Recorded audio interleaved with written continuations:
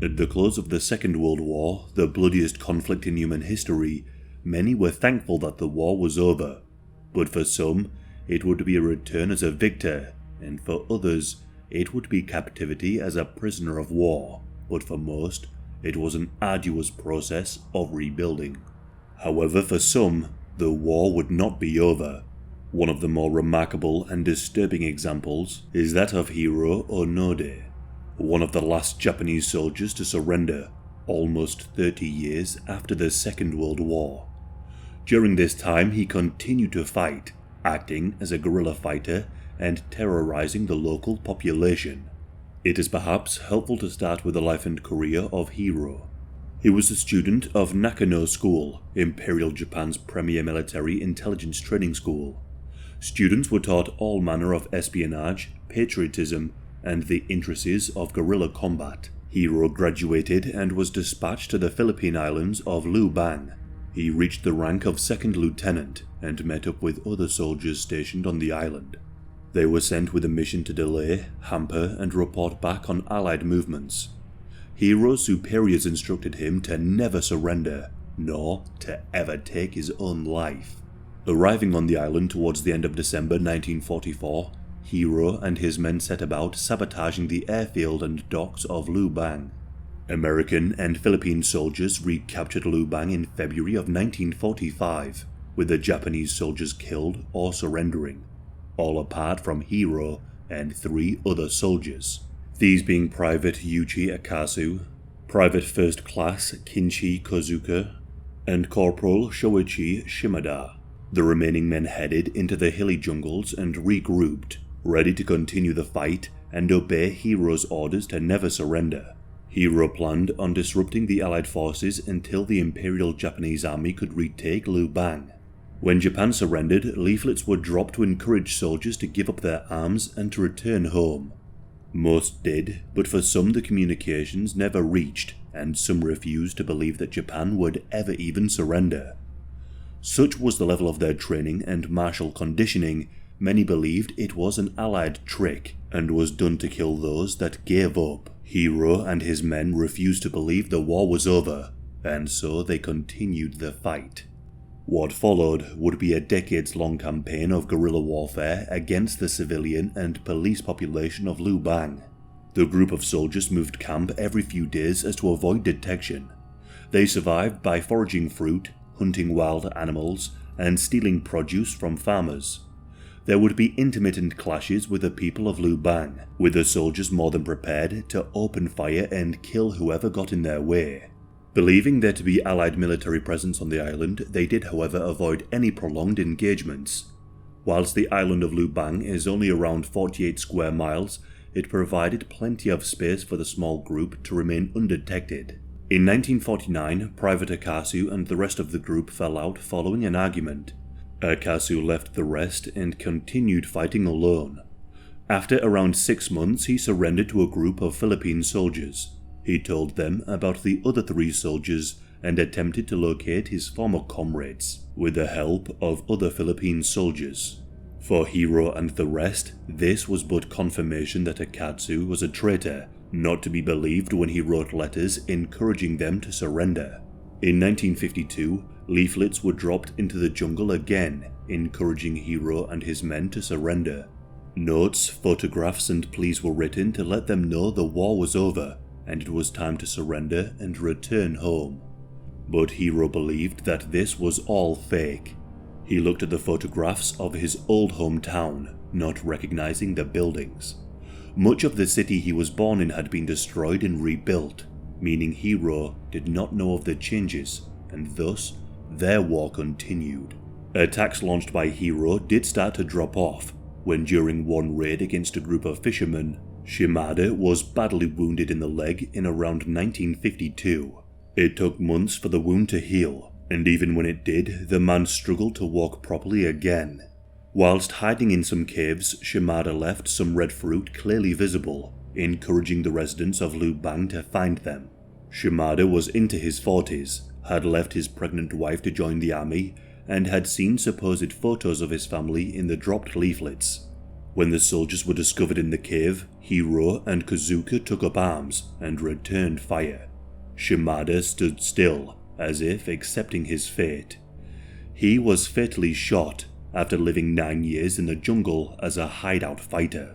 Following the death of Shimada, the Japanese authorities upped their efforts to locate the 2 remaining men.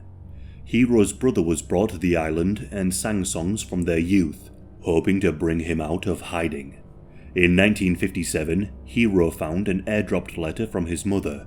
In it, she encouraged him to surrender. But this was not something that Hiroo could accept. When he left for the war, his mother provided him with a dagger and told him to take his own life rather than surrender. He instead believed that Japan was under American occupation, with families held at gunpoint to write letters designed to ensnare their loyal soldiers that were still fighting. In 1959, attempts to bring the men home ramped up again. Akasu spoke in the Japanese Diet about the men, whilst the Philippine government halted attempts to track down and kill Hiroo. Search parties again combed the jungles, erecting post boxes filled with letters for the 2 men. Ever suspicious, Hiroo believed the mistakes in the letters to be proof of them being forgeries. As the years passed, the isolated men did manage to keep somewhat up to date with the world outside of the jungle. They had managed to steal some radios, and yet they still refused to believe what they heard. Hiroo heard of the trade deals between the United States and Japan, something that should not be possible if the 2 were still at war. Rather than accepting this along with the other evidence provided, Hiroo rationalized what he was hearing, believing that warfare had changed. He believed that wars were now fought exclusively by the military, whilst the country's economies could interact harmlessly with one another. Many years later in 1972, Kazuka was killed during a firefight with the police, and Hiroo was wounded. During a raid on a rice farm, the pair burned rice stockpiles. When the police arrived earlier than expected, catching the pair by surprise.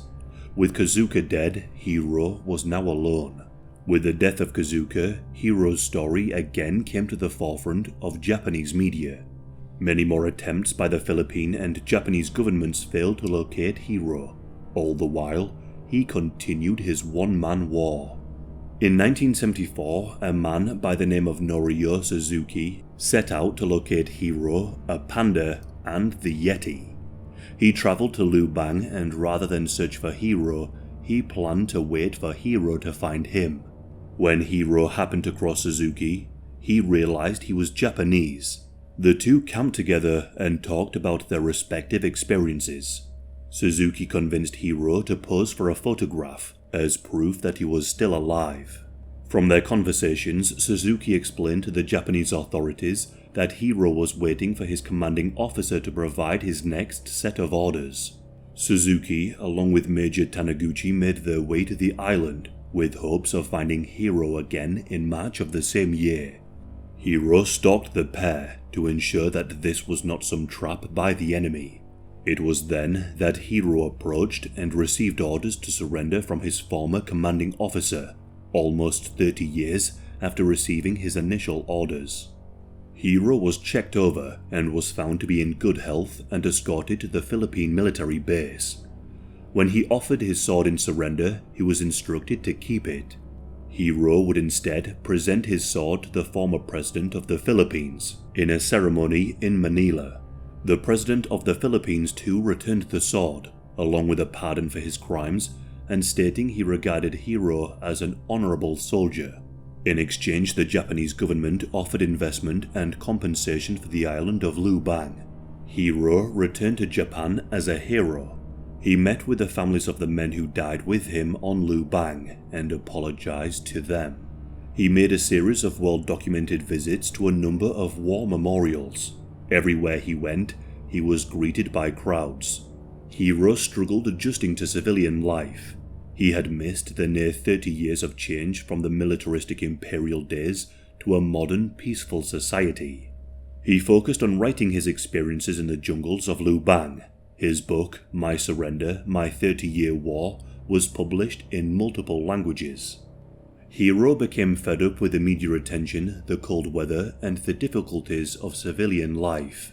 So, he emigrated to Brazil. There he settled into life as a cattle farmer, married, and he built a successful business. He returned to Japan in 1988, setting up the Hiroo Nature School to offer Japanese youth some survival and well-being training. Hiroo passed away in 2014, aged 91. Hiroo's name is very well known, but those that he and his men killed are often forgotten. Some of these people include Pelagio Tagli, shot and then repeatedly hacked to death. A similar fate met Emilio Varna, killed with a bolo knife. Many of those killed were not recorded, save by the stories told and passed down by families. Hiroo's story would be retold in his autobiography, detailing how he survived, remained hidden, and how he killed. For those who were killed on Lubang, their story is often second to Hiroo's. Hiroo was also not the last Japanese soldier to surrender. Chiro Nakamura was a Taiwanese Japanese soldier who held out until December of 1974. His story was not as widely reported nor given much heed, in large part as he was a colonial private who split from his holdout and spent much of his time alone. Nakamura's motives and orders were the same as Hiroo's, yet his story did not grip the Japanese public attention. Rather than kill dozens of locals, Nakamura developed a friendship with a local hunter and had reportedly rescued a young girl being harassed by members of his unit. Rather than being treated as a celebrity, he returned to Taiwan learning that his wife had remarried and his parents had died. Nakamura died in 1979. Some see Hiroo's story as an example of duty and perseverance. Some see it as the consequences of dogmatic militaristic nationalism that led some to see defeat as impossible and surrender as unimaginable. His actions led to the deaths of between 30 and 50 people, waging a war that was already over, waiting for a victory of an empire already defeated. For some in Japan, Hiroo's story echoed legends of selfless warriors fighting to the end. The focus on his story is at odds with the crimes committed by Imperial Japan during its conquests of Asia, topics that are not often discussed in Japan. Hiroo's story is far more palatable than the stories of Nanking, Unit 731, or the mistreatment of prisoners of war at the hands of Japanese soldiers. Hiroo is instead presented as the loyal, determined soldier, not an indoctrinated soldier. Whilst his story is remarkable and interesting, one must be mindful in sensationalizing his story without fully understanding his reasons for refusing to surrender, and the damage inflicted on and by Imperial Japanese soldiers.